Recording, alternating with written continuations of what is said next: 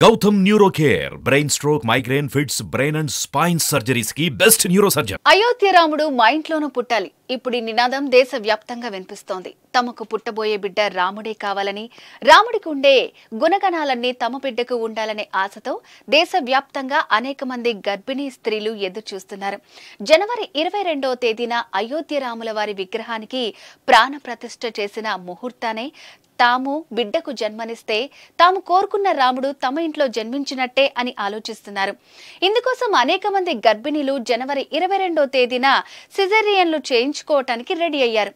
ఇప్పటికే ప్రసూతి ఆసుపత్రులకు వెళ్లి అపాయింట్మెంట్ కు కన్ఫర్మ్ చేసుకున్నారు. దేశవ్యాప్తంగా ఇలా డాక్టర్స్ దగ్గర అపాయింట్మెంట్ తీసుకున్న వారి లెక్క ఊహించనంత ఉందని చెప్తున్నారు. డెలివరీ డేట్ కొంచెం అటు ఇటు ఉన్న వాళ్ళు కూడా జనవరి 22 ముహూర్తాన డెలివరీ చేయించుకోవాలని ఎదురు చూస్తున్నారని వైద్యులు చెప్తున్నారు. తెలుగు రాష్ట్రాల్లో కూడా అన్ని ప్రసూతి కేంద్రాల్లో జనవరి 22 ముహూర్తం డేట్లు ఫిక్స్ అయి ఉన్నట్లు తెలుస్తోంది. ఇదే రోజున డెలివరీ చేయించుకోవాలని కొంతమంది కుటుంబ సభ్యులు వైద్యులపైన ఒత్తిళ్లు కూడా చేస్తున్నట్లు సమాచారం ఉంది.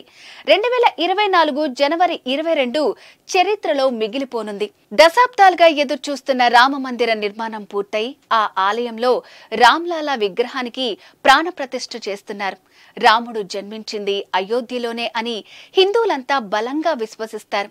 అదే అయోధ్యలో ఇప్పుడు రాముడి విగ్రహానికి ప్రాణ ప్రతిష్ఠ జరుగుతూ ఉండడంతో అదే రోజు తమ బిడ్డ కూడా ఇంట్లో అడుగు పెట్టాలని, సకల గుణాభిరాముడి లక్షణాలన్నీ తమ బిడ్డకు రావాలని అనేక మంది తల్లులు తండ్రులు ఆశపడుతున్నారు. నిజానికి ముహూర్తపు సిజేరియన్లు ఎప్పటి నుంచో కొనసాగుతున్నాయి. అయితే డెలివరీ డేట్ వచ్చిన తర్వాత తల్లి పూర్తి ఆరోగ్యంగా ఉన్నప్పుడే ఈ సిజేరియన్లు చేస్తున్నారు. కానీ కండిషన్స్ కు ఇప్పుడు అందరూ నో చెప్తున్నారు.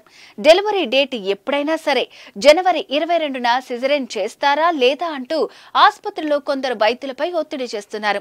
జనవరి 22 డేట్ కోసం అనేక మంది పోటీ పడుతుండటంతో కొందరు వైద్యులు చేతులెత్తేశారు. ఆరోగ్యంగా లేని వారికి సిజరేన్ చేయలేమని చాలా స్పష్టంగా చెప్తున్నారు. అయినప్పటికీ జనవరి 22 కోసం మరో ఆసుపత్రిని వెతుకుతున్నారు కొందరు కుటుంబ సభ్యులు.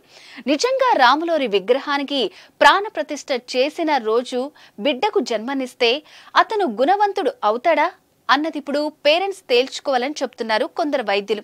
చూద్దాం ఏం జరుగుతుందో మరి.